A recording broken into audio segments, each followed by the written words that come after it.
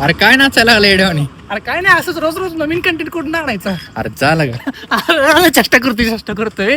आपल्याकडे रोज काहीतरी नवीन असते. 2 दिवस झाले मी दुकानातच आहे, म्हणून मला झाडं लावले तिकडे जाता नाही आलं. पण आता लवकरात लवकर तिथं जातून तिथली अपडेट तुम्हाला देतो. लवकरात लवकर अपडेट देणार होतो, पण एवढ्या लवकर अपडेट देईन हे मला माहित नव्हतं. दुकानात कामच असते तो. चला तुम्हाला प्लॉट दाखवतो. या प्लॉटमध्ये आम्ही नवीन 8 आंब्याची झाडं लावलेत आणि 1 नारळाचं झाड लावलं.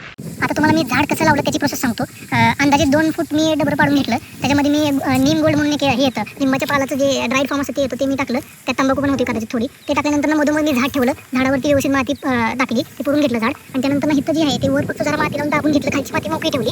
आणि नंतर पुरल्यानंतर 6 इंच जरा जागा ठेवली. 6 इंच 1 फूट जरा जागा सोडून थोडंसं डबर काढलं. त्यात आम्ही फिश पावडर टाकली. हे सगळं टाकून परत पुरून घेतलं, व्यवस्थित पाणी पाजलं करकरीत. त्याच्यानंतर आम्ही लिंबाच्या तेलाची फवारणी दिली. ते कशी दिली तुम्हाला सांगतो.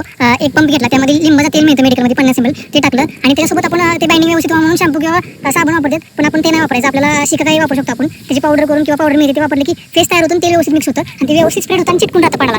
आता मी ज्या गोष्टी वापरल्या त्या ऑर्गॅनिक होत्या, पण मार्केटमधून आणलेल्या होत्या. वडिलांनी घेऊन ठेवलं होतं म्हणून ते मी वापरलं.